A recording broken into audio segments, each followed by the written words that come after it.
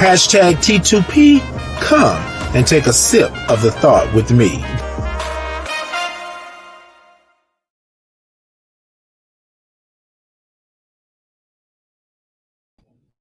Hey, hey, hey, hey, hey, hey, hey, hey.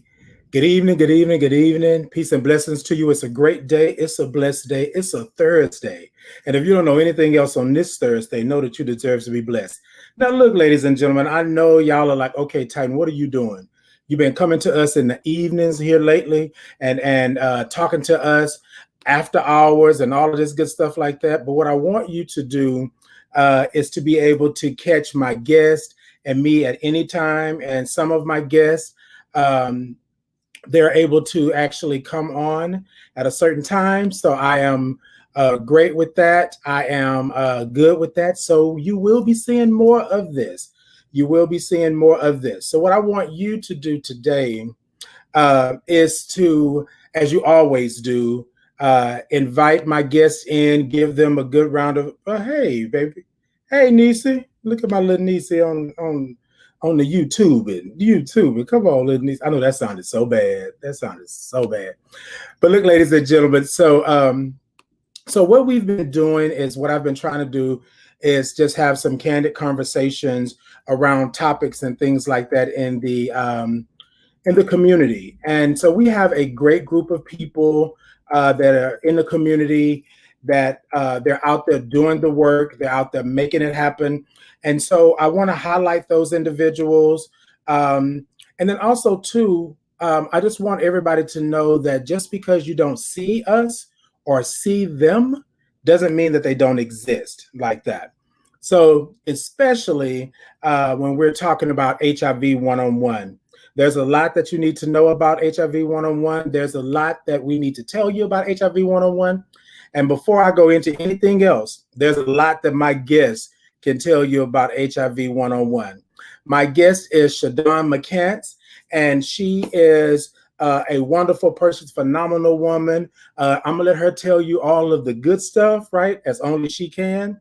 But I want you to welcome her in to our first session. Look, I said first, to our first session of HIV one-on-one. Hey, Shadawn. Hey. Hello, Titan. I'm so happy to be here with you. I just want to say this before we get started. I just want you to know you got a good old, what's her name? Tyra Banks glow going on over there. Well, I thank you. As a model, I always try to show up and shine. So thank you, honey. Indeed. A little of that old Fenty beauty tonight. Oh, come on, Fenty. Yeah. So if you would, for me, Shadawn, can you introduce yourself to the people and let them know how you get down and what you do? So hello, everybody. Again, Titan, thank you for having me this evening. As he stated, my name is Shadawn McCants. I am a licensed professional counselor living here in the Houston, Texas area by way of Cincinnati, Ohio. I am the CEO and founder and executive director of a nonprofit called To Know Is To Live. The initiative around To Know Is To Live, the mission is to advocate Black women and girls around what is HIV, educate them and what it is, how to live negative. And for those that are living positive, how to live empowered, how to just really do the healing work around your diagnosis so that you can live beyond your diagnosis and live positively. As I stated, I'm also the founder of a for-profit organization, which is my counseling and consulting business, which is Know and Live. So as you see, everything about me is to know is to live. So that's a little bit about me. I love it. I think it's a great thing for us to be positive about just the future, right? Because most of the times what happens is we're coming from a place that we've lived it, right? But then we have so many others that are out there that are in this fight that don't really know where to go, what to do. And so I love that. To know is to live. Is that what you? Yes, it is. To know is to live, and it's just that. Yes. Know better, you do better. Like I tell people, living my best life, ain't going back and forth with you. So And again, Oh, my it's bad. just that. It's like, the fact that when you know better, you can do better. Right. And so, and knowing Exactly. allows you to live authentically who you were created to be. And Right. so, yes, as a beautiful, bold Black woman, and I say that very proud, living with HIV for December will be 25 years, that is my mission and the mission of my nonprofit. So that's what we're about to do. Exactly. I'm loving it. I'm loving it. One second. Okay, y'all. I got y'all. I got y'all. I'm opening everything up so y'all can come on in and talk to us. So tonight, what we're going to do is that we're going to tackle the subject, talk about the subject, go around and up and down with the subject of HIV. There's a lot that we think everyone knows about HIV, but there's a lot that we don't know. So what we're going to do, Shadawn and I, we're going to start tonight with the basics, the bare minimum. We're going to start where it came from, well, not where it came from, but what is it, where it goes, how it happens, what you need to be, what do you need to do, as candidly as possible so that you can understand. So, ladies and gentlemen, I'm going to ask you all, throw your questions into the comments. You throw Please. your questions into the comments, we'll pop them up, and Shadawn and I will answer them to the best of our ability. Now, I do want to say this. This is a disclaimer. We will be candid about our answers. So if it is something that you need to know, we're going to tell you it looked like that, it smelled like that, it tastes like that. That's what we're going to give you. All right. So, Yes. so Come on tonight, now. look. So tonight, that's exactly what it is. So Shadawn, before we get into this space and we actually go into it, I want to take a moment and I want us to take a breath and just acknowledge that our breath is important. Those of you watching, I would like for you to come into the space and just take a moment to acknowledge that you're important. Although Shadawn and I are talking about HIV one-on-one, we want you to be able to come into this space and understand it's a safer place. It's a safe place. It's a brave space. So you come in, talk to us. Now, don't get, but talk to us and let us know what's going on. And let us know what's going on because we love the community. We love the people, but we also will get with you in a moment. Like, no, just kidding. But look, so what I want you to do is take We a will pleasantly decline an answer if it is too evasive. there we go. That part. That's what we will do. That's what we do. Hey, Dante. Yes, indeed. Let's talk about it and educate the folks. All right. So, ladies and gentlemen, what I want you to do is take a moment. You can close your eyes if you like, but I want you to center yourself and I want you to relax your shoulders. Do a little Tina Turner action if that's what you want to do. You want to roll down a river, that's cool. We can do that. But what I want you to do is just think about where you're at in this moment.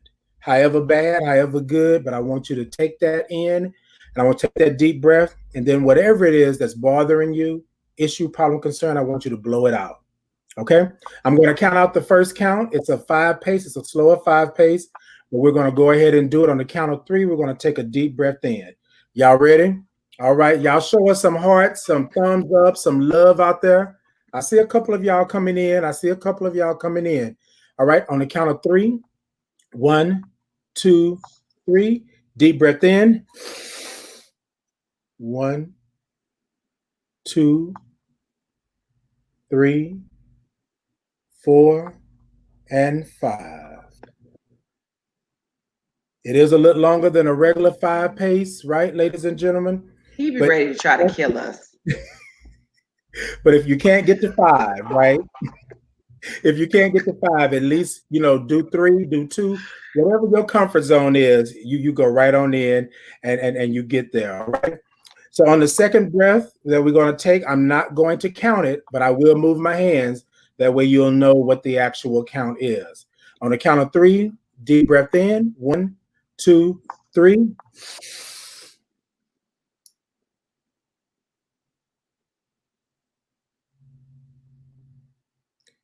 Ah, let it out. Let it out. All right, ladies and gentlemen. So on this last one, now right now you should feel a little warm, right? You should feel a little warm. You shouldn't be choking or spitting up and none of that kind of stuff. You should be feeling warm. Hey, look who that is. All right. Hey, Diana. Yes, yes. We're the doc today. Yeah, we're gonna be the doctor today. All right. So take a moment. Take a moment, and I want you to center yourself and take this third breath. But the difference with this third breath is once you take it, when you release it, I want you to make some noise. Because what we're doing is we're telling the universe that we're in control. We're driving that car. We're steering that boat. We are in control, and nothing can bother us if we don't want it to, right? So on the count of three, deep breath in, and remember to make some noise when you release it. One, two, three. Deep breath in.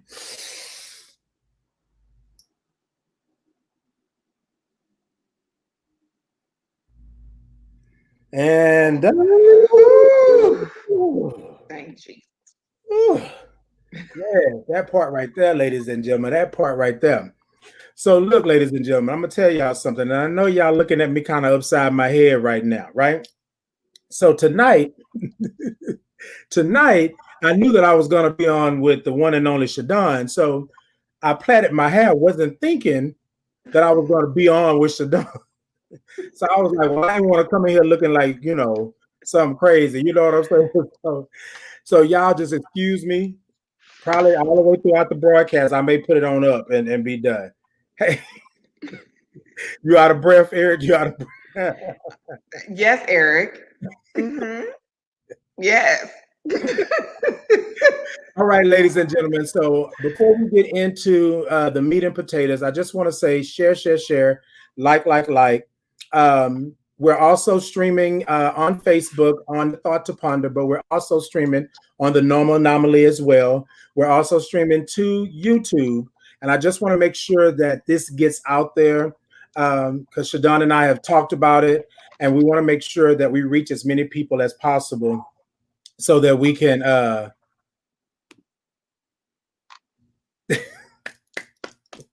come on for the brows and the lashes.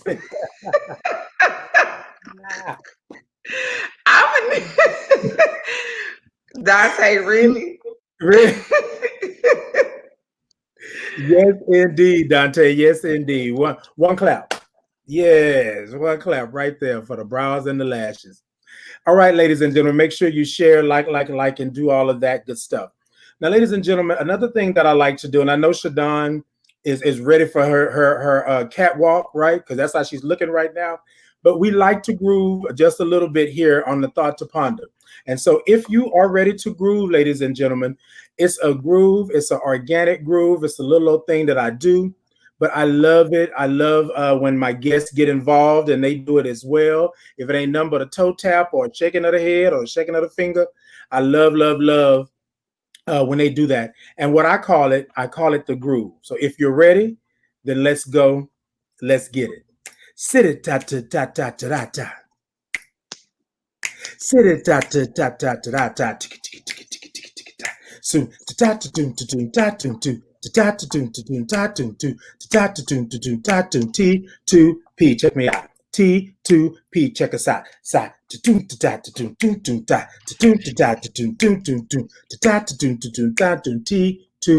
Check us out. T2P. Check us out. T2P. Check us out. Rah. Yes. Good evening. Good evening. Good evening. Watch out now, L Boogie. Watch out now. Watch out now. You know El Boogie? Yes, El Boogie. Oh my God, that is my baby. That is my fam. Oh, that is my girl. Okay, we're gonna talk about that later because we got so much stuff to get to. But yes, I'm excited that you know her. That is my girl. I've known her my whole 11 years of living here in Houston. She actually introduced me to crawfish. Oh, what? Yes, and if anybody that know and is watching know that I am a crawfish addict, and it is because of her that I love crawfish the way that I do. Yeah. Love to suck some head, honey. Love it. Yeah, she will do that to you. She will do that to you. Hey, yes. Brittany. Hey, Brittany. Hey, classmate. That's it. Come on, Walter. That's it. That's it. Yes. That's the spirit. That's the spirit. Love you too, L Boogie. Love you too. All right, so ladies and gentlemen, what we're going to do, we're going to dive right in again. The comments are open. Put your comments in. Put your questions in and all of that good stuff. for us, and we will do what we do and answer your questions and things like that. So what I want to do is give Shadawn a moment to talk about her HIV journey, how she got into the HIV work, right? And she's already talked about what it means, but what does it mean to her to be speaking on HIV one-on-one in a forum like this tonight? So again, Titan, thank you. So a little bit about me and my journey with HIV, because it's been a journey. So for those that don't know and haven't heard my story, I began, or not began, my story began when I was 17 years old, a high school and a senior in high school. I was diagnosed after having contracted meningitis. But I actually knew what was going on. I was living. I tell people I was living my story. Was a young girl looking for love in all the wrong places, and so my journey took me on a road that involved me having multiple sexual partners. Because hey, what I thought was love and sex equated to one another. And so at the age of 17, I actually asked my doctors to test me for HIV. And upon testing me, of course, my diagnosis came back as positive. From the moment that I found out that I was living with HIV, though, I can say that my story wasn't that of fear. It was really my spirit set very well with this will not be unto death. I tell people, though, there is this joke and this laughter that at that time, Spirit told me, but I'm going to use you. I just need you to know that. And I look back at Spirit, I talked to Spirit, felt Spirit, and said, well, guess what? I'm 17 and I didn't sign up for that, then this will not be my journey right now. And so, from 17 until just last year on December 19th, at which time I celebrated my anniversary, which was 24 years of living with HIV. I decided to come out and live in my truth. And a part of that in deciding to live in my truth was that I realized my story was no longer mine. It wasn't mine. And I was no longer going to allow. I tell people I birthed some babies at the time. And the babies that I birthed was shame, fear, and guilt. And so I carried those babies for a long time.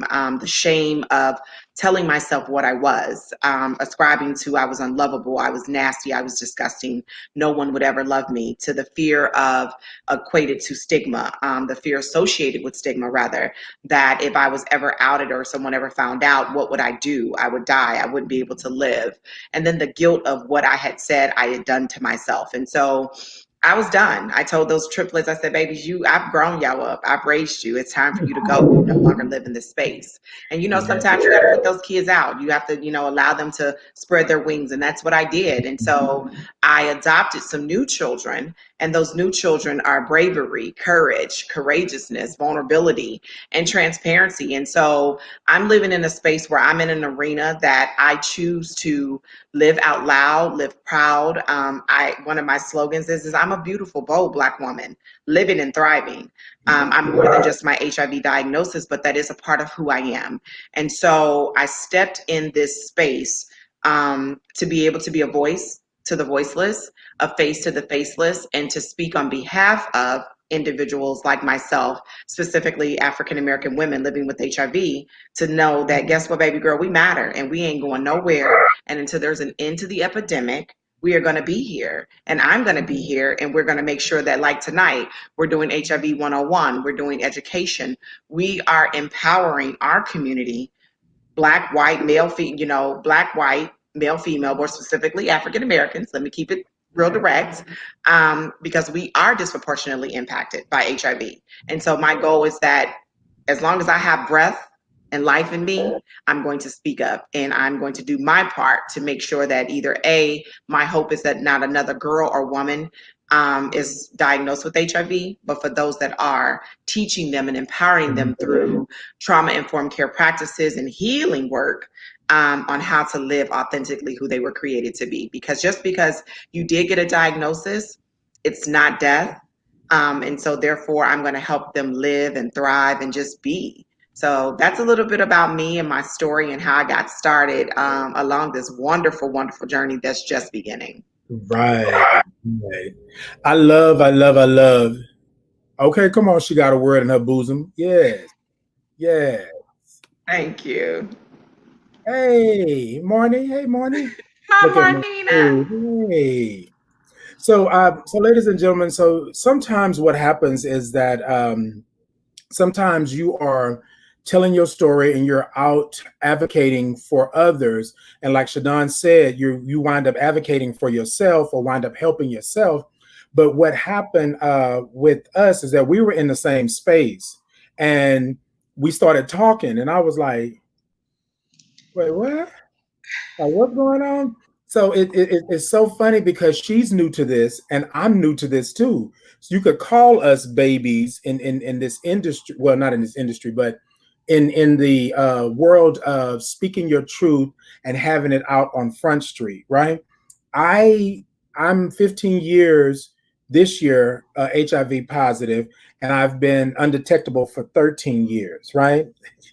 And so in the beginning, mine was a little different than Shadawn's, but it was still the same because we just talked about when somebody tells you that you're HIV positive, or when you get that diagnosis, you think of death. You think of all of these things because society has made it so that you really can't truly live your life the way you want to live it because of the stigma surrounding all of this and the nastiness and all of this here that's going on. So I found solace in the fact that there were other people like Shadawn that were just getting into this themselves, speaking about their life and what happened. And most of the time, in my case, even my best friends didn't know what was going on because I kept it so guarded. I kept it in and I was in it. So I want to piggyback off Shadon. If there's anything that we can do tonight and any other night or any other day that we get together and talk about HIV or how to prevent it, how to eradicate it, whatever it may be, then we're hoping that it helps someone. It opens a door that somebody can say, okay, look at those two. That's representation. I see myself in them.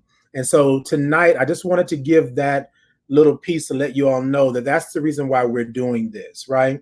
It's not a, oh, whoa, it's me. It's not a, come save me type thing. It's a, we know where we are. We know who we are.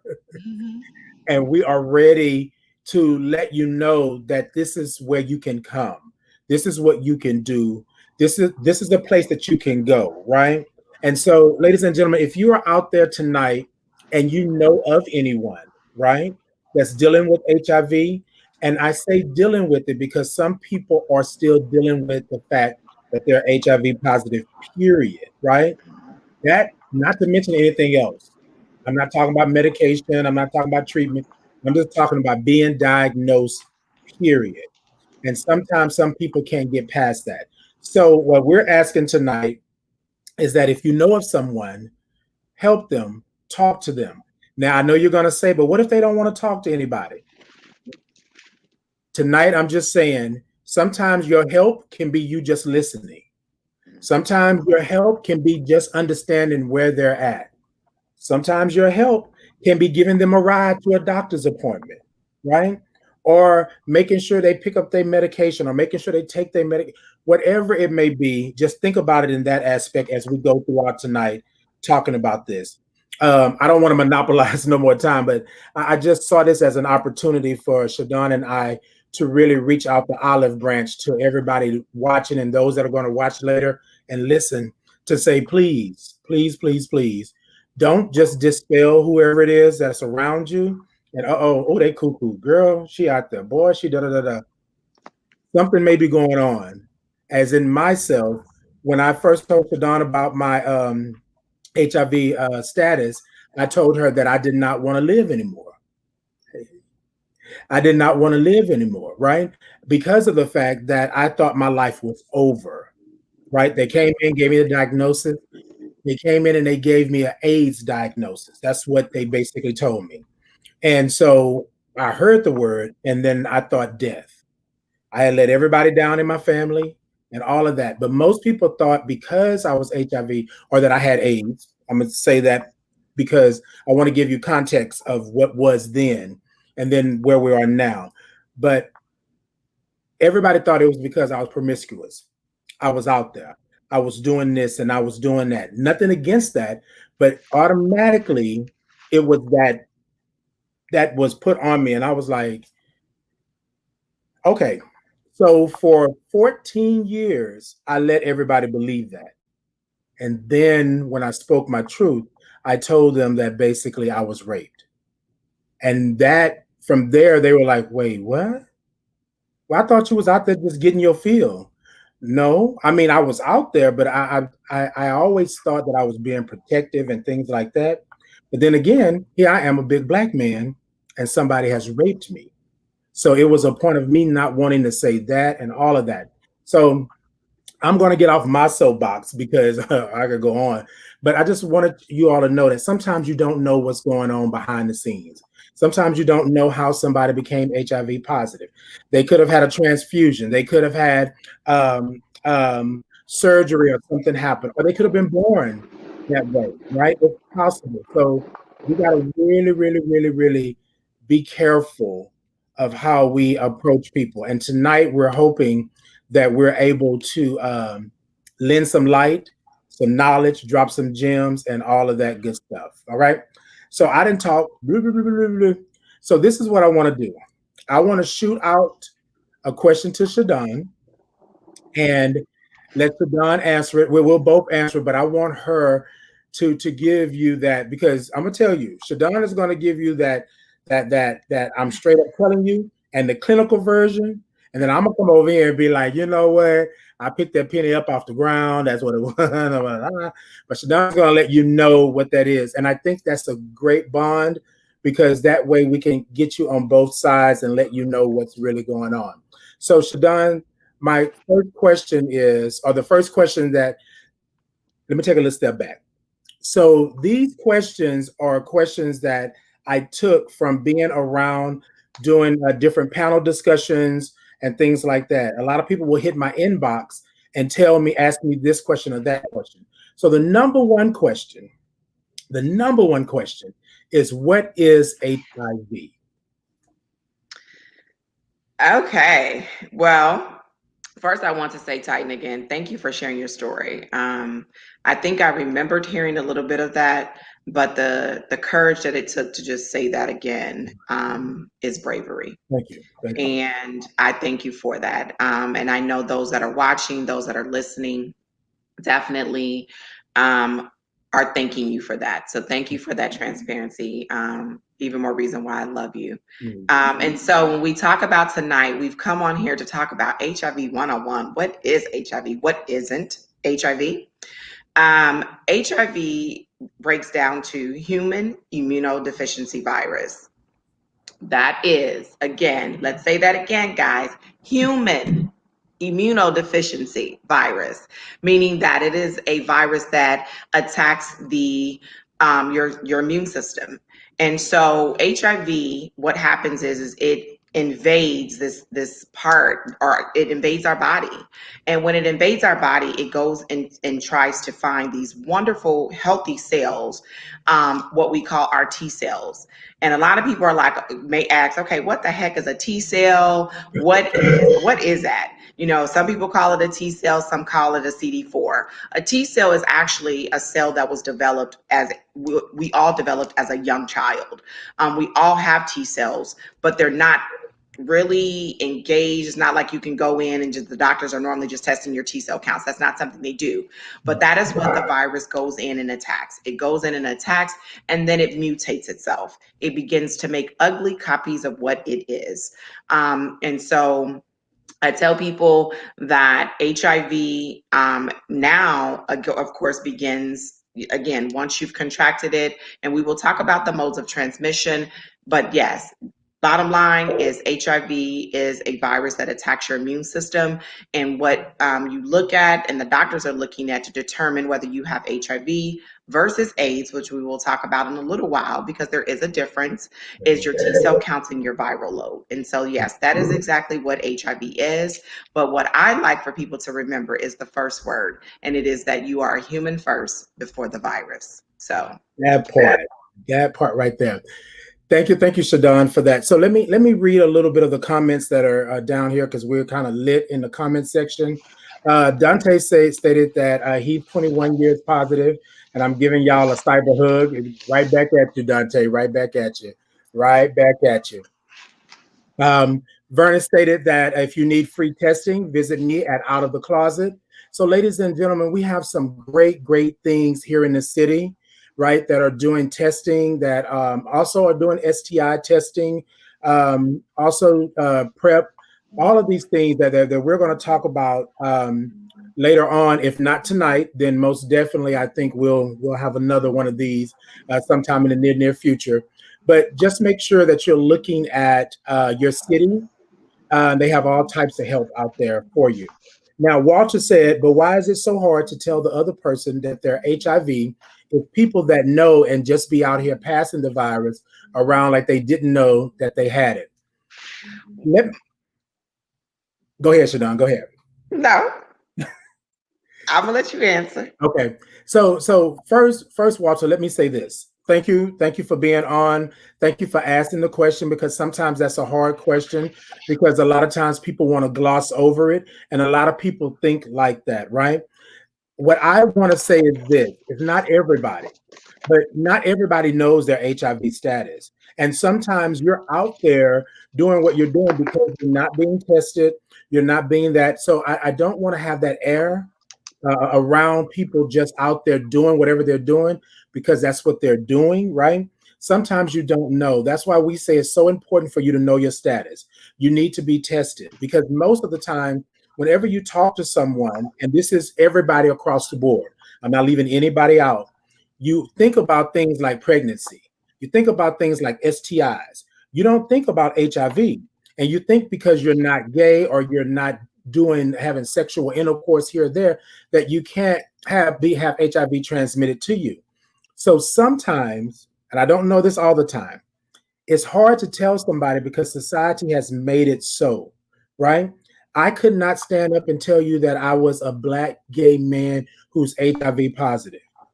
In the neighborhood that I was in, 9 times out of 10, which did happen, 9 times out of 10, I fought my way home, because I was either the punk, the sissy, the mama's boy, the F word, all of these other things like that, right? So that stigma is placed on us, that societal, I want you to be great, but I don't want you to be you, is put on us. And so therefore, I believe that sometimes, and Walter, I don't know in this situation, but sometimes I think some people don't know that they're HIV positive, right? Because they haven't been tested, they haven't been doing these things or taking care of themselves. Because whenever we try to come out to tell you that this is what's going on, society shuts us down. It's almost like racism, right? So think about racism. Racism doesn't exist, and then 2020 hit, and then we all are sitting here saying, but we had Obama. But no, racism still exists. So it's sort of the same thing. HIV exists, but most of the time people don't go or know their status or do anything to be able to help themselves because of the stigma and the shame and everything that's around that. Go ahead, Shadawn. I'm sorry.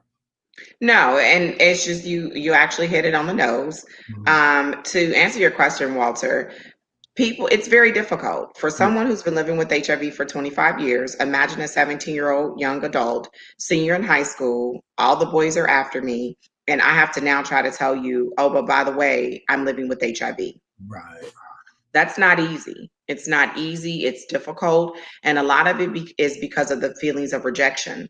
Rejection is hard. It wasn't until within the last 7 to 10 years, and more so even 5 years, that I really got the strength to understand that you're not rejecting me. You're not rejecting Shadawn McCants. You're not rejecting the beautiful, bold Black woman. You're not rejecting the licensed professional counselor, the intelligent, courageous, loving, kind individual. You're rejecting HIV and what has been stigmatized to believe that HIV is a death sentence and that HIV is going to take you out of here, and that HIV, when you think, guys, even asking, and those that want to answer before, and especially if you're not in the community of HIV, or even if you are, What did you, when you first heard about HIV and you didn't know as much as you may know now, or still may not know because you're learning tonight with us? What is it that you, when you close your eyes and you hear the word HIV or you hear the word AIDS, what do you think about? Right. And so imagine someone walking around living with that diagnosis, knowing that that's my story. And but I want to be loved. I want somebody to love me. I want to have a companion. I want someone to take me to the movies and show me all the things that, we dream of as little girls, as little princesses and princes. We Right. want our king and our queen. Right. So imagine, it's very tough. It's hard. And I can speak from a place that it was very hard, oftentimes disclosing my status. And I was never in a place where I was intentionally wanting to infect anyone or have another person contract it, because I would literally lost my mind. But to know and to talk about how hard it was, and how hard now is easy as I'll get out, I just say, Google me. But I before, it was love it. difficult because of the stigma, and stigma is very, very, very, very treacherous in the times that we live in. We can go. It's another conversation. We'll have at a later time because we want to make sure we get everything to you. But imagine HIV and COVID-19. There's a huge comparison about what is going on right now when we talk about, again, ask the question, Walter, why are people not saying that I've contracted COVID-19 or that I'm actually positive with COVID-19? Same reason an individual is not willing to tell their HIV status is because you're going to look at them crazy. You're going to side eye, get away from me. Oh my God. And this person, of course, hopefully didn't. And most of us don't intentionally do anything to contract COVID-19. Just like we didn't intentionally sign up to say, okay, can you give me that, can you give me that HIV?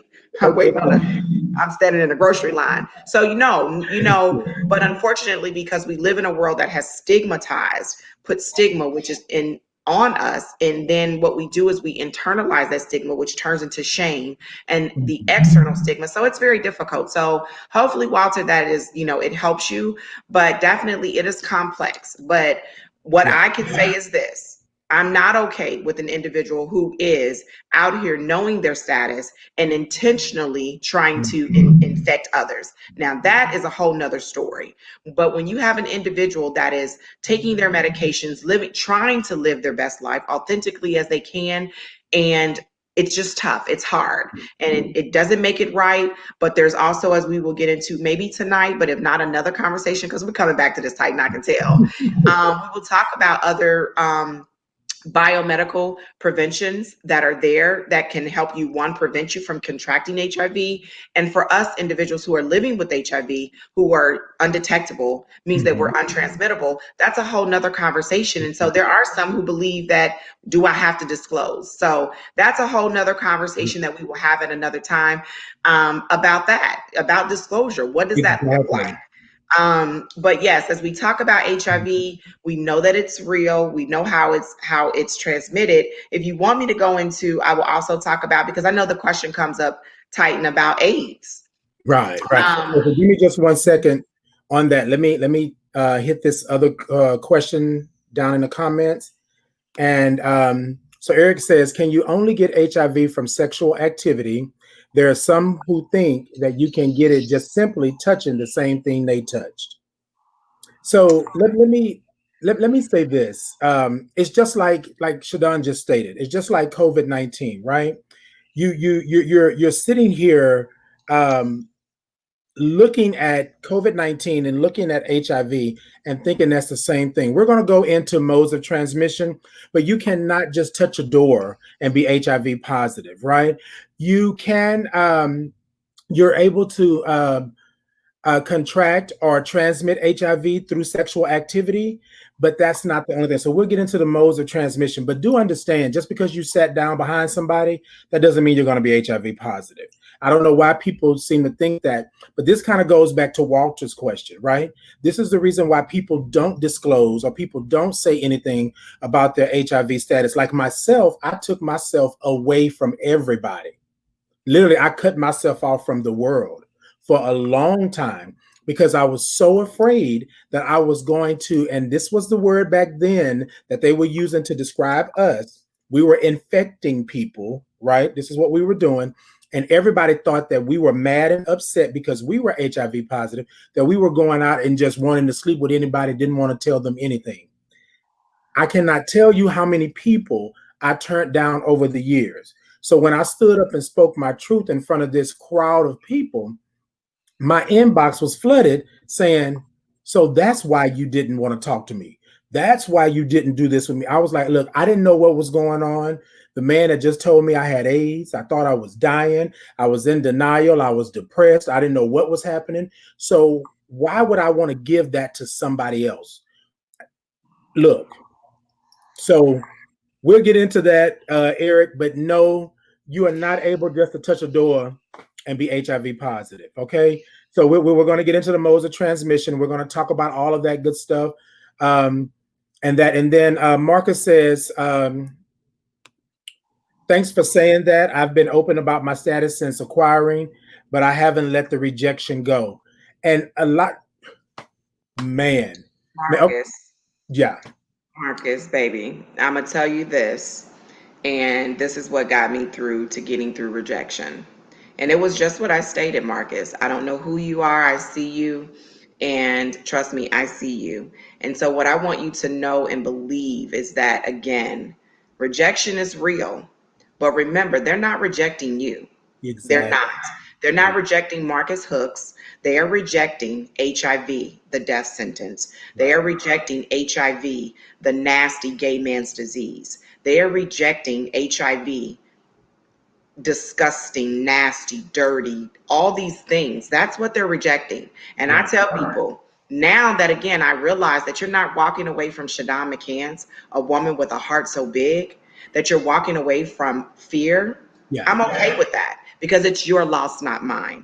And so it may take some time for that to set in, Marcus, but best believe, remember, when he or she or they walk away, they're doing you a favor, because the last thing that you want to do is be going over and beyond to get a person to love you for who you are, in the midst of knowing your greatness.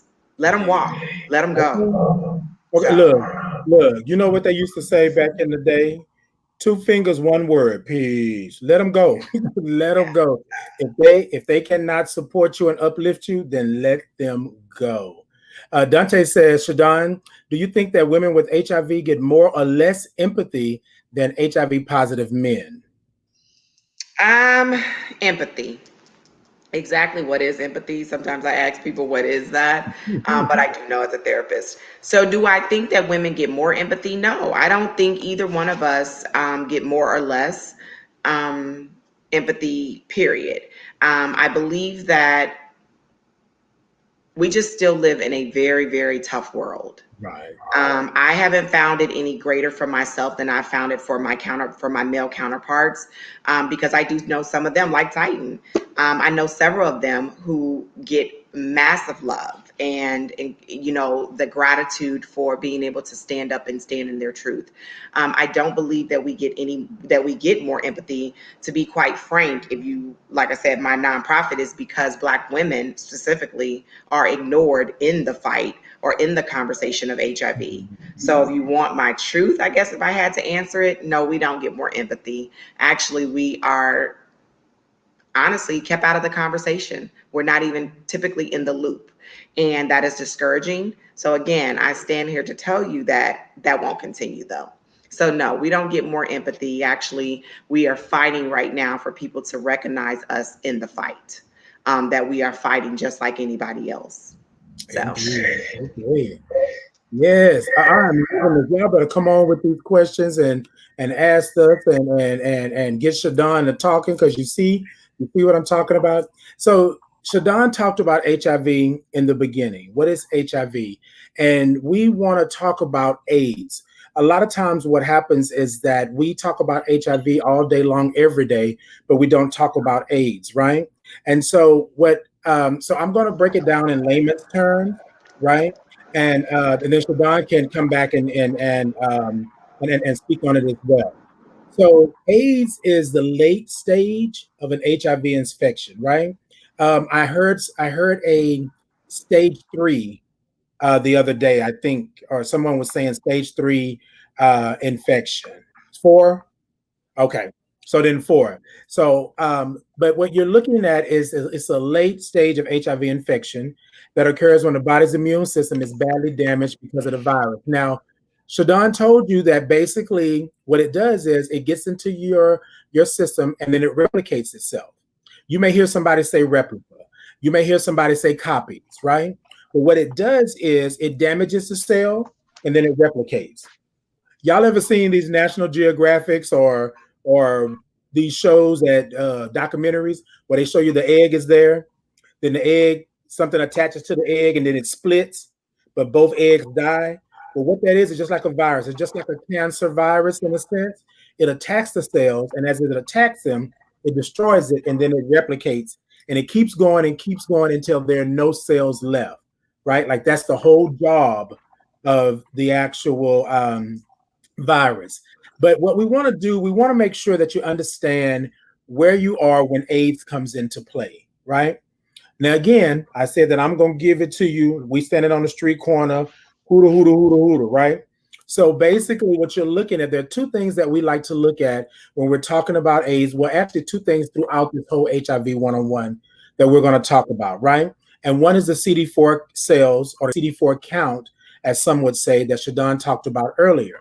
Once you go below 200 cells or count, right, then you're at that point to where AIDS is introduced. So what we're saying is that your body has a number of cells, like Shadawn said earlier, right?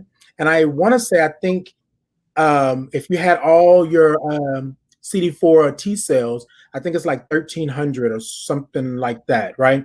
So you have all of these, and what the virus does, it attacks them.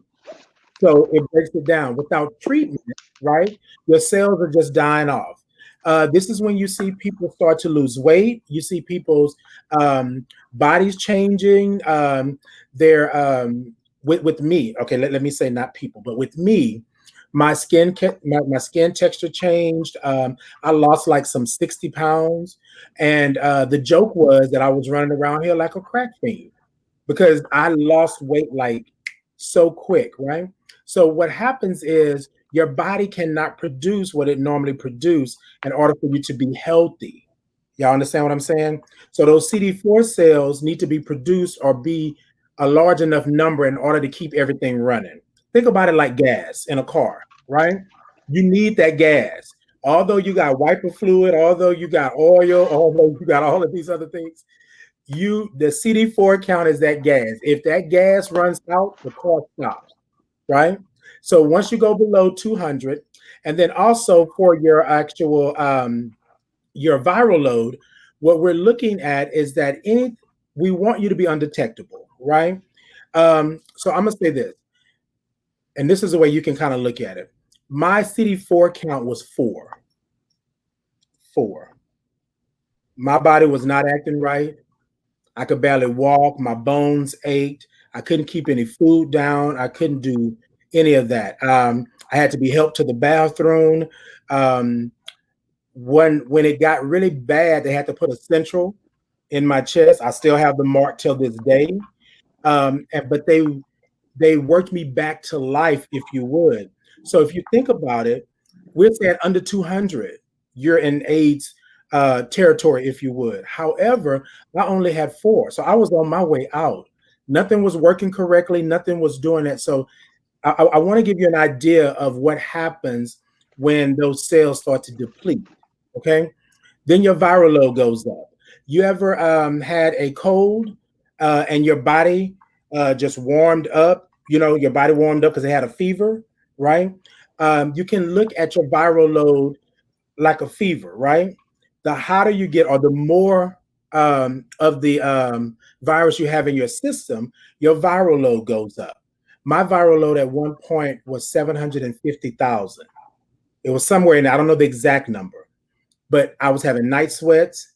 I was doing a whole lot of things like that. So when you get into the AIDS arena area, I'm trying to think of a word that when it comes to AIDS and you go below 200 T cells or CD4 and your viral load skyrockets or it goes high, you are now in jeopardy of being open to any other type of infection, right? 9 times out of 10, you've heard somebody say, "Oh, well, they died of AIDS-related blah blah blah," or AIDS-related da da da, right? And 9 times out of 10, that's because their immune system was weak and they didn't have enough cells, right, to fight off. They didn't have enough cells, and their viral load wasn't low enough to actually fight off the infection that was presented to their body. So what we want to do is we want your T cells to be high, right? Like right now, I think mine's are like a 800 or 760 something, I think, right? They were at 800, 760 something. And then my viral load is below 50. So basically what we're saying is that if you really look at it, um, your viral load cannot be detected in one little bitty milliliter drop of blood, right? So it's under 50, so it can't be detectable. So what that means is because they cannot detect it, I can't transmit it to someone else because it's non-existent in a sense, right? So it's non-existent. So what I'm gonna do is I'm gonna pull back a little bit. I'm gonna let Shadawn chime in and speak on anything that I may have missed or anything that she may want to add to that. So yes, Titan, you definitely started that very well. And so, that's one of the things when with me and Titan sitting here is that it when Titan was diagnosed with AIDS, versus when I was diagnosed with HIV. The biggest difference, as he stated, was with HIV, it looks at your T cell counts or CD4. There, that's interchangeable. I want you guys to know that. So when you may hear someone say CD4, T cell, those are the same, and those are the cells that are definitely attacking your autoimmune system. That is where the virus has gotten into your T cell and it has begun to destroy every last one that you have. Normal ranges for a T cell count is 500 to 1600. That is normal range, and so for me, when I was diagnosed, I believe my T cell count was in the mid 300s. And so, in order to get a diagnosis of AIDS, as Titan has explained, to go a little deeper, is that AIDS is an acquired, so it's acquired immunodeficiency syndrome. I'm sorry, guys. And so, meaning that it's acquired. And as he stated, a lot of times you would hear people say, oh, well, they died of AIDS. It's really that they died of complications related to AIDS. And so, what happens is, in order to get an AIDS diagnosis, an individual has to have their T cell count under 200, as well as their viral load, of course, is going to be high. And they are also acquired an opportunistic infection. That could be some form of pneumonia. It's an actual title or name of the pneumonia. I don't want to get it wrong. It's like sarcoidosis. I may have said that wrong, more than likely, but it's like it's a very strand of pneumonia, cancer, and hepatitis, or some other opportunistic infection, which is then why your doctor will diagnose you at that time with AIDS. But as you see, you always are living with the diagnosis of AIDS, but you can, like myself, a person living with HIV, become undetectable, which means untransmittable, and we'll go into that further in detail. But you are able to come back. If you're a fighter, which Titan was, and I will shout it out, Titan had a phenomenal doctor here in the Houston area who is also my doctor. His name is Dr. Joseph Gath. He is one of the leading doctors in the HIV arena. You can live. Yes, you So, can. again, it's what we say and what we're talking about tonight, which is why we're having this conversation, is to understand that HIV and or AIDS does not constitute a death sentence. Honestly, right now, which is what we were talking about, is that the hope is that HIV is going to transcend and phase out the word AIDS as a whole, because AIDS, ultimately, that's the one word when you think of AIDS, you think of death. But that's not the case, because you see this beautiful man sitting right here, this awesome, phenomenal man that has this diagnosis, but is still living and thriving. So AIDS is no longer a death sentence. And so, because we now know, based on studies and continued research and advancement in treatment, HIV is now considered, or a lot of doctors are starting to put it in stages. So stage 1 all the way to stage 4, which would be a diagnosis of AIDS. And so when we talk about viral load, you guys probably are asking like, okay, so what does that mean? I hear you keep talking about T cells or CD4 count. What is the viral load? Well, the viral load is how many copies of the virus are in your blood. How many of these little invaders, these unwanted guests are operating and functioning through your body. And so the hope is that, once you get into treatment, and there are several treatment modalities out here now that are some phenomenal treatments, to the point where we're now at 1-a-day pills. And Lord, y'all, I tell you, I started when it was AZT3TC, the first medications that a lot of individuals were afraid of. And so to this day, I don't know the side effects, but what I know is I'm living and thriving. But yeah, I started when there was AZT and 3TC, which were the first two medications in the market in the 90s, all the way through a regimen of pills to now today, where we're at 1 pill a day that doesn't require you to eat, and you can take it at your, as you need it to suit your lifestyle. So yes, there is a difference between HIV and AIDS, but at the end of the day, we're hoping that we can transcend that language and just be, because we know it's a chronic illness now, and that you can live and you can manage it, as long as, again, you know your status and you're willing and choosing to live, because that's the other thing. HIV and AIDS, it requires you to make a big choice, and that choice is to live. Unfortunately, we do know individuals who have, gave up the fight because it was just too hard. It was, as I believe his question, I think it was Brian before, I'm not for sure, don't get me wrong. But again, you asked, how is it that people it's difficult for people to talk and tell their status? Same reason why people are dying still in 2020 behind behind the diagnosis of HIV, because of stigma and because of shame. So hopefully that answered your question with regard to that. And I don't know if you want me to segue into, because I know people are probably asking the question about, well, how do I contract HIV? How is it transmitted? So we're gonna jump into that next. So I just want to read a couple of questions, and then we may have to come back to them, because we're going to talk about that very thing in just a moment. But Walter was saying, I have a question. If you wear a dental dam and a condom can you still catch HIV? So what we know here, Walter, we're saying that's good protection.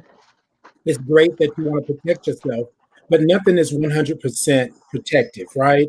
In that aspect. So what we're looking at is that if you come in contact with a bodily fluid, right, then at that point you could transmit HIV, right, to someone or your partner or whoever that you're with. But I'm not saying that we can't tell you for certain. Shadawn and I can't sit here and say, oh, if you have on a dental dam and a condom and a saran wrap and plastic tape, that you won't, like, we can't. We can't. Because, and to answer your question, Walter, I love the fact that you are taking all the precautions. Yes. You're taking a lot of precautions, and we know the effectiveness of condoms as well as dental dam. So can I say it with 100% certainty that you will not contract HIV? No. But is it a high probability that you won't? It is, because you are taking the necessary steps to prevent yourself from contracting HIV. But at the end of the day, there is no 100% treatment or vaccination that will keep you from contracting HIV. But there is, and we will do this in another, I'm sure, live, is talk about the other medication, a medication that is available to you to prevent you from contracting HIV, and that is PrEP. And also we will talk about PEP, because if for any instance that you do wear the dental dam and the condom and you're still afraid, and for some reason you suspect the person, you think, or you heard a rumor, or you just feel like, you know what, I'm not feeling safe, and it's within 72 hours, there is a PEP option. It's like Plan B for us who get pregnant. PEP is for those that feel or may believe that they've been exposed to HIV, can have the access to go get treatment within 72 hours and prevent them from contracting the virus through medication. So hopefully that helps. Indeed. Thank you, Walter. And then I just want to say this to you, Walter. I want to give you big ups for being in this space and being open like that. A lot of times people don't ask the question. Those are the hard questions sometimes, right? A lot of times people say, oh, I'm doing it right. And most people don't even know how to put on a condom. So thank you for asking the questions, and thank you for being upfront. Eric said, once finding out your status, do HIV positive people have to then look for other positive people to have sexual relationships, or can a negative and positive duo work? Yes, indeed. Look, let me tell you something. I am undetectable. That means I can go out here and do what I want, when I want, and how I want, right? No, just kidding. But look, you don't have to go looking for somebody else that's HIV positive. A lot of people think because you're HIV positive that it may be easier, right, for you to go with someone or be with someone that's HIV positive because you know what's going on, you know what's happening, right? The person that I was talking to was HIV negative, and I'm HIV positive. But again, we're talking about you equals you. I'm undetectable. And there's a whole lot that goes along with that, but I'm undetectable, so I'm not able to transmit the virus to anyone because I'm undetectable. That's that under 50, replica we talked about in a little milliliter of blood. That's what we were talking about there. So no, you do not. Some people, Eric, may that may be their preference, right? But you do not have to go look for somebody that's HIV positive just because you're HIV positive, to answer the question in a nutshell, right? No, you do not. And those relationships are called sterile discordant. And Yeah. there are so many out there. There are so many individuals that are married and sterile discordant, meaning that one partner is positive and one partner is negative. So let me just go ahead, like Titan, and drop some nuggets. And I'm honest with this. I have been living with HIV again 25 years, and I never met a man, heterosexual rather, that is HIV positive. Now, do I know they exist? Heck yeah. Hell to the yeah. Excuse my language. But I've not met one. And I'm not going out seeking him either. If I met one and he was wonderful and, of course, knew how to show love and was the person that was meant for me to be with, then definitely I would not be opposed to dating a man with HIV, but I'm not going out looking for him either. Every relationship that I have had has been with an individual that is HIV negative. So don't diminish yourself to feeling like that's what you have to do, because you don't. You're free to date. You're free to love whomever you choose to live in love. So. And then lastly, to that, communication is key, right? Communication is key. You don't have to, like Shadawn said earlier, you're disgusted or you're upset or you're angry with HIV, not with the person, right? So just because you hear HIV, that doesn't mean you can't have a healthy relationship, okay? So thank you for the question, Erica. We appreciate it. Thank you, Byron. Yes, the conversation is so necessary. Thank y'all. Thank you, Byron, for chiming in and letting us know that. Duran says, can you talk about the shame factor that people feel in our society because so many people aren't informed? Duran, we're going to come right back around to that really quickly. We're going to talk about modes of transmission, and then we're going to come back to that. Dante answered the question that we're talking about with Eric. Duran says, can you talk about why people don't engage in treatment or take their meds? Okay, so we're going to save that for toward the end. Duran, you got these questions, baby. You got these questions. Duran is she's my love. And so I get it. And I thank her for her. Duran, I thank you for your questions. And yes, we will definitely get to them. Yeah, so just know we're going to come right back around to you. All right, great question. Denise says, yes, it can work. There's medication the infected person can take, and it will not pass to the partner. So, okay, y'all. So you saw me pause, and you saw Shadawn clutch her pearls. That's not there. She clutched her ruffles, right? Okay, so Denise, let's do this. Let's talk about language first. And ladies and gentlemen, I'm not coming at Denise by any means. I want this for everybody, right? We want to step away from using the word infected, because it basically it's stigmatizing. Yeah. It's stigmatizing. And stigmatizing is very hurtful. And again, Denise, I know you are an individual, and thank you for being here. I thank you for your question.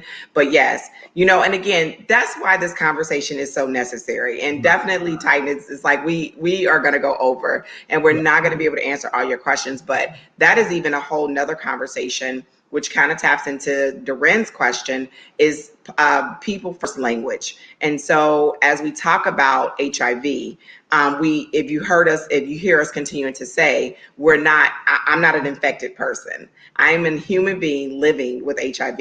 I'm living and existing and thriving. And so, it's just that when you say the infected person, if you notice what that does, yeah, exactly, Doreen. It dehumanizes the individual. So at the end of the day, I am a person living with HIV.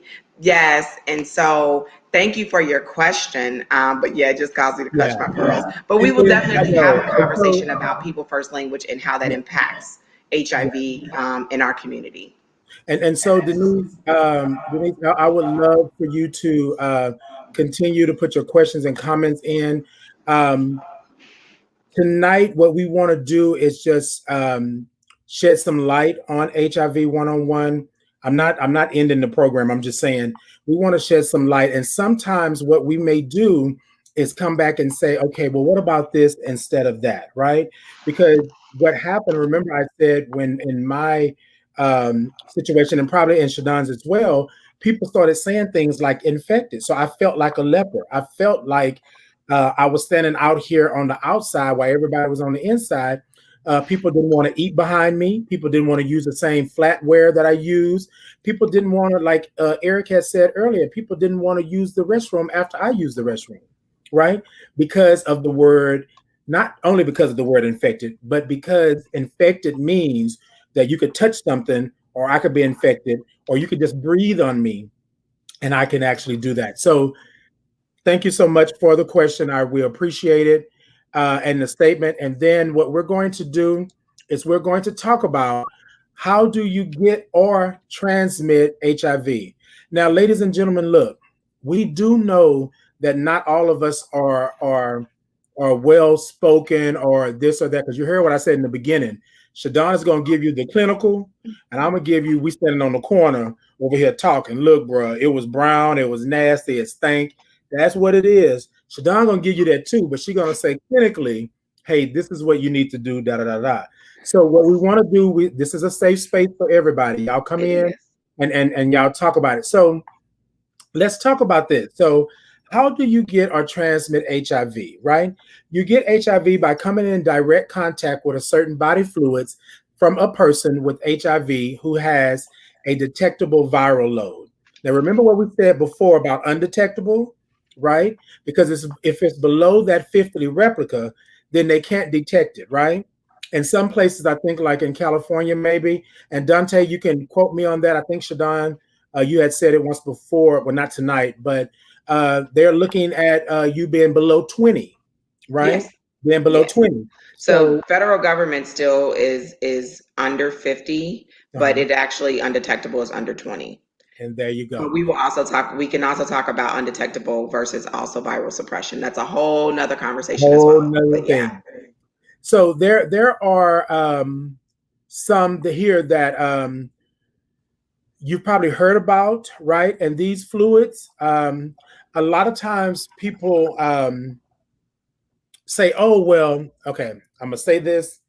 I'm gonna try to say this in a manner in which, so if any of your babies are listening, y'all got to cover their ears, right? So a lot of times people's like, oh, well, I couldn't have transmitted or I couldn't have done anything with them or given them the virus because I pulled out. Let me express something to you. Blood, semen, right? Okay, semen, pre-seminal fluid. Okay, y'all understand what I'm saying, right? So just because you pull out, that doesn't mean that. So what we're saying here is to protect yourself. Do not believe that old adage, just because I pulled out, she didn't get pregnant, so she couldn't have HIV. No, no, no, no, no, no, no. No, no, no, no, no. Or because I pulled out, he can't, have transmitted the virus to me. No, no, no, no, no, no, no, no, no, no.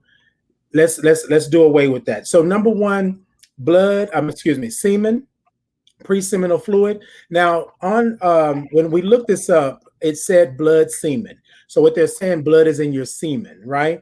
And so basically, that's what we're talking about. We're talking about the HIV virus being transmitted through your semen, your preseminal fluid like that. Okay. So to clarify it, Mm-hmm. it actually is separate. Yeah. So when they talk about because there's cum and pre-cum, so Yeah. that's really the way that they say it. So there's 5 modes of transmission. So one is blood. Blood is by itself. It's not that it's mixed with cum. No, it is that the transmission is by blood. But then there is semen, and they just tend to break it down. And it was Right. what you said. Don't think just because you pulled out that she couldn't. So we do know that there's pre-cum and there's the full explosion that you're gonna get. So it is blood and semen, but remember that it's not just a full Oh, I ran them ejaculation, it together. could be pre-cum. I sure did. I ran them together. Go ahead. I No, ran them together. I ran them together. Look, so in my notes, I had blood, semen, and then seminal fluid, and then I have blood semen. That's when I read it. I was like, oh snap. yeah, My no. bad. Blood is one, semen is Yeah, another, and that is pre or the that's full why you hear the explosion. head. And then if you want to go on, all right, the next one is vaginal fluids, Uh-huh. um, anal fluids, and breastfeeding. And So breast. those are the 5 modes of transmission of HIV. Anything else that you hear or they say or he said, she said, I heard are not true. So if it's not those 5 modes of transmission, then you will not, or, and then there is still blood transfusions. There's a possibility, it's very slim again, because they test for everything before they give you a blood transfusion. So the likelihood of you contracting it through blood transfusion or plasma or any of those is not. That is no longer in existence. But the 5 modes are the ones that we just talked about, which is the first one is blood. Then there is semen. And remember that could be also your pre-semen. That is your vaginal fluids. That is your rectal fluids. And then it is from mother to child through breastfeeding. Right. Everything else, no mosquitoes, no kissing, no to eating behind someone, no to sitting on the same toilet seat, no to sitting and hugging and cuddling and loving. No. It's those 5 ways that we just talked about. That is how you contract HIV. And then also too, going back to Eric's question, for transmission to occur, right? The HIV and these fluids must get into your bloodstream. So notice what I said. It has to get into your bloodstream, right? So me touching the door behind you, right? Me sitting on the same toilet, like Shadawn said, it doesn't work like that, right? So I want you to take a moment and just think about that, right? Think about that. If you are if it didn't get into your bloodstream, then that's not the way that it was transmitted to you, right? Because normally what will happen, it has to get into your bloodstream in order for it to go forward and do that. Now, let me go back to Duran question. Wait, Walter, who is this for? Shadawn or me? Okay, all right. Look, that's it right there. That's it. You know what? You better shoot your shot on this show. You better do it. Okay, so it says, what about nasal fluids? No. So again, there's 5 ways that you can Right. contract HIV, that HIV is transmitted. And that is through blood, through semen, be Mm-hmm. it the full explosion or the pre, Right. vaginal fluids, rectal fluids, and Right. breastfeeding from a mother to child. And Right. so I understand you could ask about nasal fluids, Yeah. but it's not in your nasal fluid. You would have to know that again, because you remember when you're in the vaginal or you're in the anal fluids, there is secretion of blood. And so that's how it is contracted through those modes of transmission. Same thing with the mother and her breast. There is the mucus that's as a part of the milk that is being formed for a mother. Therefore, that is how she is able to transmit the virus from her breast in the milk in which she's feeding her child. Again, we know this. Of course, the number one is blood. That's where, because that is again where the virus is hanging out, chilling, kicking it, doing what it needs to do, acting a whole plum of fool.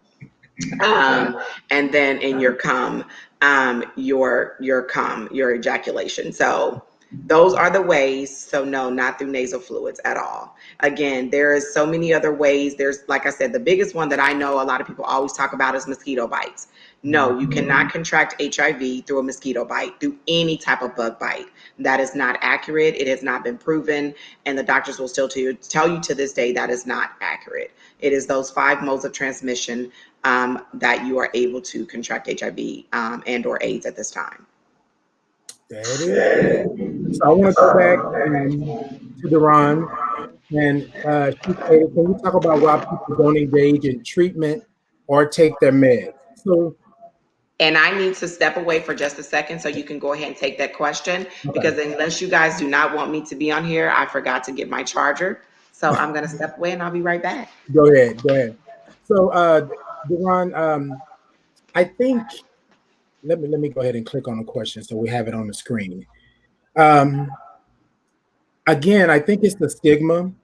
I think it's the societal stigma of you look good. So if you look good, then you can't be sick, type thing. Also, it's a mental thing. It's a mental thing. In order for you to take the medication, right, that would be you actually saying that I'm sick or that I have a virus or something like that. Sometimes that's the reason why. So I'm gonna tell you my story really quickly, Duran. Um, I stopped. I didn't take my medication for almost a whole year. Why? Why would I take it? I'm dying anyways, right? I'm not gonna be here. Nobody is loving me anymore. I'm infected. I'm diseased. Nobody's gonna love me. Nobody's gonna do that. Now, this was 15 years ago, right? But understand what I'm saying. So sometimes when people don't take their medication, right? Because sometimes in order for you to take the medication, you have to admit that you're sick or that you have a virus. And mentally, right? I didn't look sick at the time. So I just stopped taking the medication. Then on the flip side, the medication upset my stomach. It made me feel woozy. I kept throwing up all the time. This is when they were trying to get me on the right cocktail, right? So sometimes us stepping out, period, to receive treatment, then just imagine. So imagine this. You've been told you're HIV positive. You're signing a million forms. You're being swept from here to there. Then they give you all these pill bottles. And then you're like, I'm not going back there no more. Like I'm not doing that. Like this is too much. And most of the time, because um in case management or trying to get you linked into care, we know that there's a small window, right? We know there's a small window for you to be truly healthy. So we want to get attack the disease. We want to fight the disease, go to war with the disease, or go to war with the virus, to make sure that you're healthy. And sometimes that's a lot. Sometimes that's a lot. So I don't know that people just are out there and just not taking, not doing the treatment or taking their meds just because. I think sometimes it's a lot of mental anguish. Number one is shame. Number two, that stigma. Number three, sometimes you feel that you're just a number. So you have, like Shadawn said, Dr. Gaff was phenomenal. I did not feel like I was left out, not one time, not one bit, not no. As a matter of fact, when I woke up from after having like about 4 seizures, he tapped me on the foot and say, "You're gonna be okay." Right? And that's the only thing I remember. And I slept for like almost a day and a half after that. When I woke up, I was like, what? And him and his staff was always there. So sometimes, right?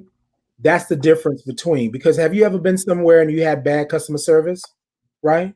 You're not going, even though you know whatever it is that they're giving you is good for you. You know what I'm saying? And so it's that stigma and that shame around it. I think that sometimes that's the reason why they don't seek treatment, right? Because I was one of those people, or don't take their meds. It took me passing out in order to get to the doctor to actually get a diagnosis. So I don't know, Shadawn, you want to say anything to that? No, I think you hit it very perfectly. The only thing that I can add is my own personal testament and also from professional experience with individuals. It's just what you said. Individuals don't engage in treatment for a multitude of reasons. A lot of the reasons that they don't engage in treatment, though, is the main reason is that engaging in treatment may forces me to acknowledge that I am living with a virus, that I am living with a disease that individuals have told me I may die from. Right. A lot of times individuals don't engage in treatment because they feel like once I've gotten the diagnosis, is that okay, so what's the point? I'm not going to live. And so that's why we know it's so important that in the initial onset of an individual receiving a diagnosis, that there is that support immediately in the space. So once you get that from the individual that has told you, whether it's the nurse, whether it's the tester, whomever it is, the next step is for you to deal with an HIV counselor. If it's not an HIV counselor, if the agency has a therapist, that would be even more important that that individual is there to really help you start processing what has just happened to you. I often tell people it's like getting hit by a Mack truck. And unless you've been hit by an 18-wheeler, you really don't understand the capacity of what happens to a brain. It's trauma. Again, as a trauma therapist, what happens when an individual experiences trauma, we do know from studies that it impacts and it changes the brain chemistry. And so imagine being told that you've been diagnosed with HIV. What happens? Your brain shifts. Things start to change. You do not immediately, you're like, what? And, now I will say my story was a little different. It was like for me, okay, so you told me this now, how do we fight? Because I'm not ready to die. I knew I wasn't going to. So my story is a little different, but that's not everybody else's story. The other thing is then why do you not stay in treatment? You don't stay in treatment because I can be honest, I won't cuss, but I am a cusser, guys. I got tired. I was over the shit. I was over it. I was tired of taking a pill that was deterred. So when I started the medications, it required you to eat. I don't want to eat, and I ain't eating because you told me to eat. So I ain't gonna take it. That was why.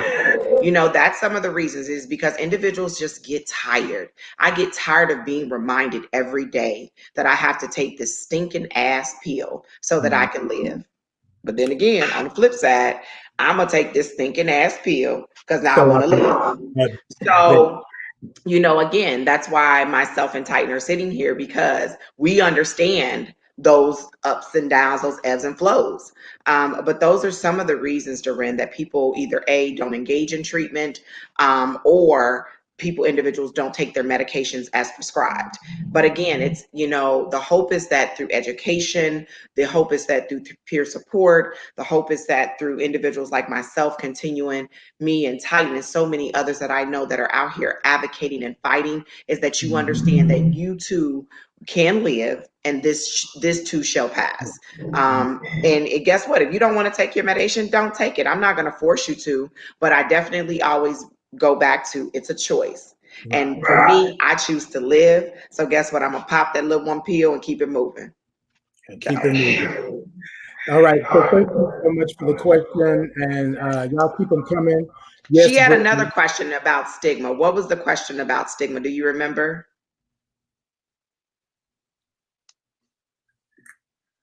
Oh, okay. Can you talk about the shame factor that people feel in our society because so many people aren't informed? Yeah. Oh, Jesus. The shame factor that people feel in our society.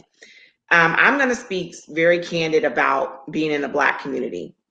Shame, we, as a therapist, epigenetic, intergenerational.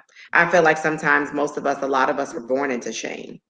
And so it makes it hard for individuals to really talk about something that is hard, something that is tough.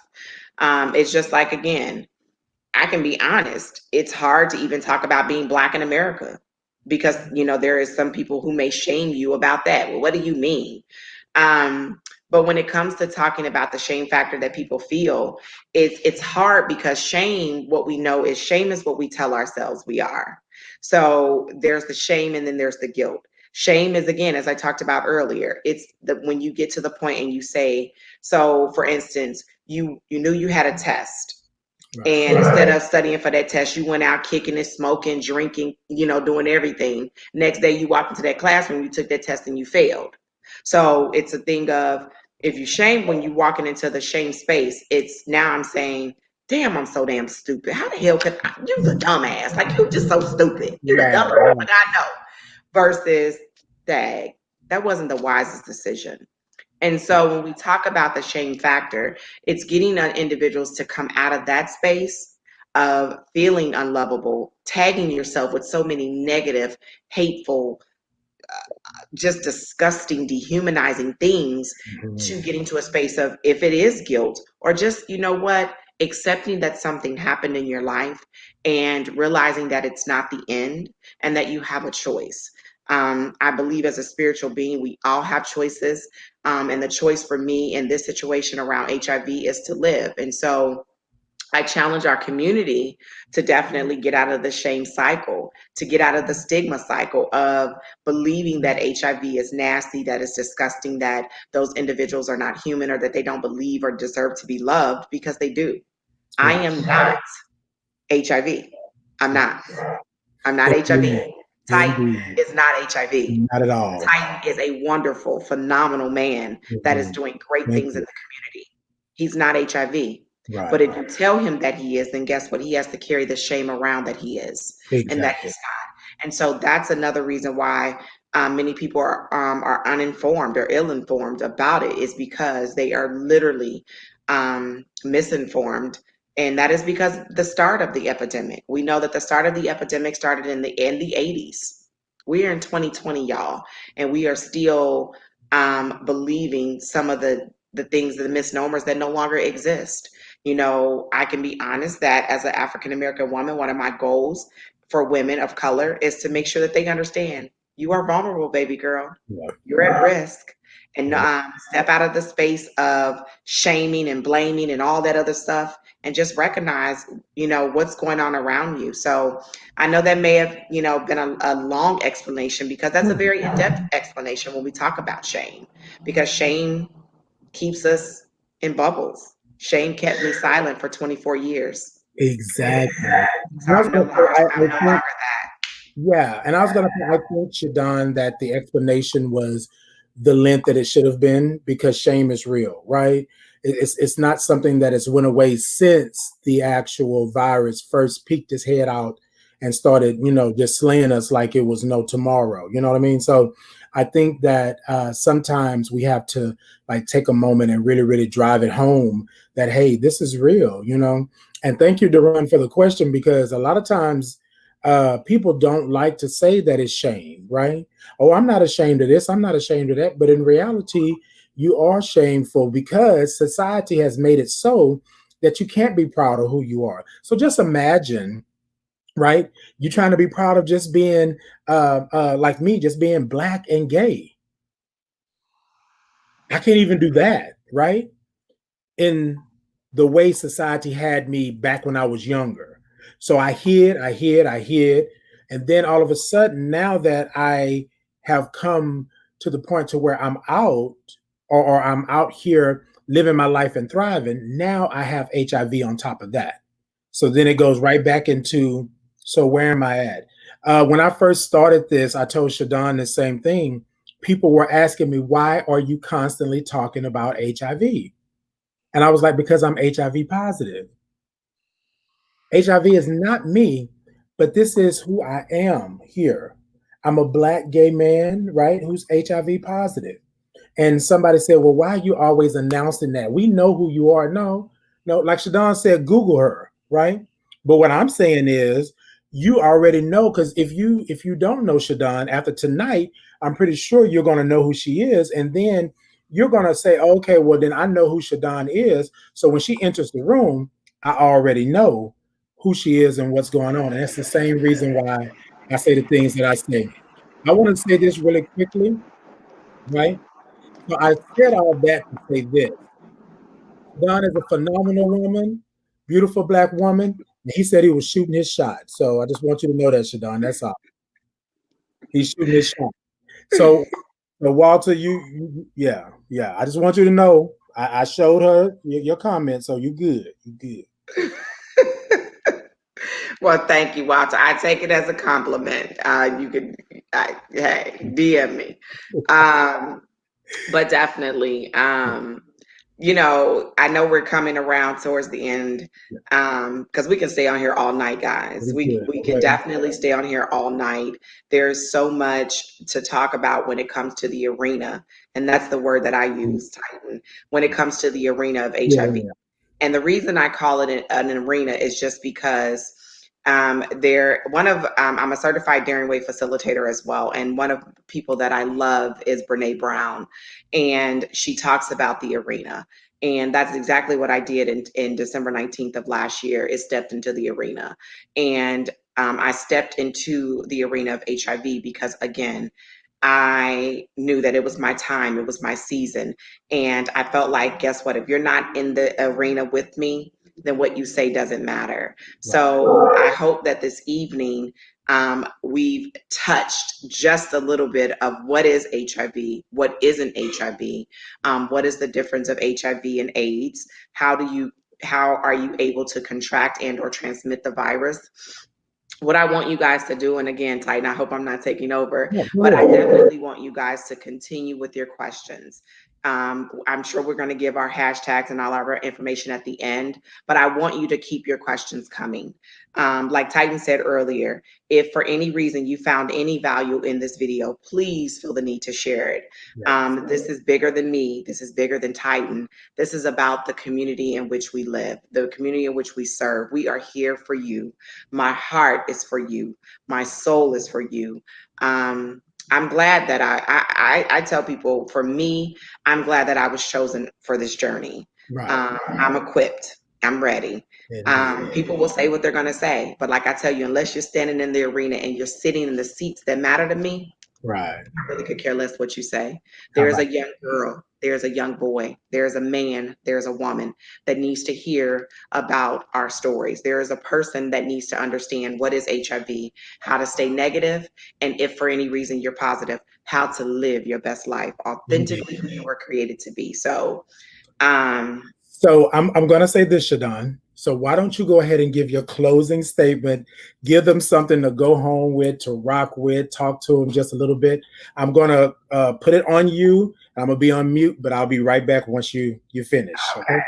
Well, I mean, I pretty much just said everything that I needed to say, guys. I want to say, first and foremost, Titan, I thank you for this opportunity tonight. I started, like I said, I came out, I walked into my arena to live bold, to live beautiful as a Black woman, a licensed professional counselor, a woman who loves, but also a woman who is living with HIV. And not only just living, but thriving with HIV beyond a diagnosis that for some, they're not sitting here. And so I sit here for the individuals that have gone before me. I love and appreciate the sacrifice of them that they have made. And so what I want to leave you guys with is just understand that HIV is not something to be afraid of.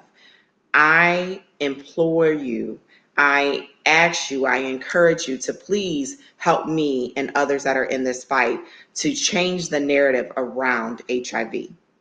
And when I say change the narrative, that means it's no longer a death sentence, but it's also not something that I want you to contract. So I want you to be safe. And how does that start? That starts with you knowing your status. That starts with you being excited about your sexual health and being courageous about having those sexual health conversations. And so I leave you with nothing else. Make sure that you get tested at least once a year, if not twice a year. Know your status. And if you are positive, make sure that you get connected with some individuals such as myself or Titan, or there's so many of us out here that are here waiting to support you and be a peer support and help you walk you along this journey. As a licensed professional counselor too, I'm here to help you heal from not just the diagnosis of HIV, but from all the other issues that might be present, that might be showing up in your life. So know that we are here. Know that in the Houston, Texas area, we are doing the damn thing. There is me, there is Titan, there are so many other agencies, Just a Touch of Help, the Mahogany Project, There is clinics that are all over the city. The Normal Anomaly is another agency. There's the Truth Project. There are so many agencies out here that are doing the work, that are here to support you and ready to be here in the fight with you. There are places that you can go and get free HIV testing. You don't need an appointment. As it was placed in the box earlier, you can go to Out of the Closet. It's downtown. There's AHF, which is AIDS Healthcare Foundation. There is AIDS Foundation Houston. There is Be Busy Wellness Center. There's Be Busy, the Inc. They are always doing testing, as well as the Wellness Center. There is St. Hope. There is Legacy. There are so many places that you can go get tested confidentially, and also be able to be linked to someone who will be able to support you and walk you through the journey. We will definitely have other and further conversations with you. I look forward to it. And again, Titan, I thank you. Well, thank you. And FYI, just if you want to find me, everything is Shadawn McCants. So I do have a YouTube channel. It's under Shadawn McCants. And what's out there is my HIV story if you want to hear more in detail about that. I do have Instagram, Facebook, Snapchat, and Twitter. Everything is under Shadawn McCants. And so I look forward to engaging with you guys much more. Indeed, indeed. Thank you so much, Shadawn. So, ladies and gentlemen, I'm not going to follow up that with anything, because she said everything, and that's great. And I think that so submit your questions. Like Shadawn stated, have your questions. Send your questions over to Shadawn. Send them over to me or the Thought to Ponder. We want to make sure that we continue the conversation. And I know sometimes that I just want to say this. I know sometimes that we say that we got to have a conversation. And sometimes some of us are tired of having conversations because it seems like it's going nowhere. But what I thought would be great, and Shadawn agreed, was that we put a fresh lens, right? We run some fresh water into the stagnant water that we've been having, and then have this sort of clinical street type of conversation, or real talk type conversation, and let it be what it is, right? Let it be what it is. So thank you all. Thank you for your questions. We appreciate you. I am with the Thought to Ponder podcast, hashtag T2P podcast. On Monday, Wednesday, and Friday. But as you see, tonight is a Thursday night, and when Shadawn and I are doing the conversation, we're doing the conversation at night. So if you would like to come on, you're doing something in the community, you want to highlight something that's happening, you want to give some help, you're, I don't know, feeding the homeless, you're, I don't know, building houses, whatever it is that you're doing, right? And you want a place to come, you know, and my little neck of the woods, my little corner over here, you want to come over and let's highlight it and let's talk about it. I'm more than happy to do that. Please go follow at Thought 2 Ponder on Facebook, and then Titan Capri on YouTube. And that's that. Thank you all so much. Look, y'all gave us life tonight in these comments. I'm loving the conversation. I'm thanking y'all. And I want to say, Shadawn, thank you for coming on. You were phenomenal. You saved me when I went down a rabbit hole, and you made sure that I was good. So, ladies and gentlemen, thank you all again. Thank you all for tuning in to the Thought to Ponder podcast. And we will see you all next time. Shadawn, hold on.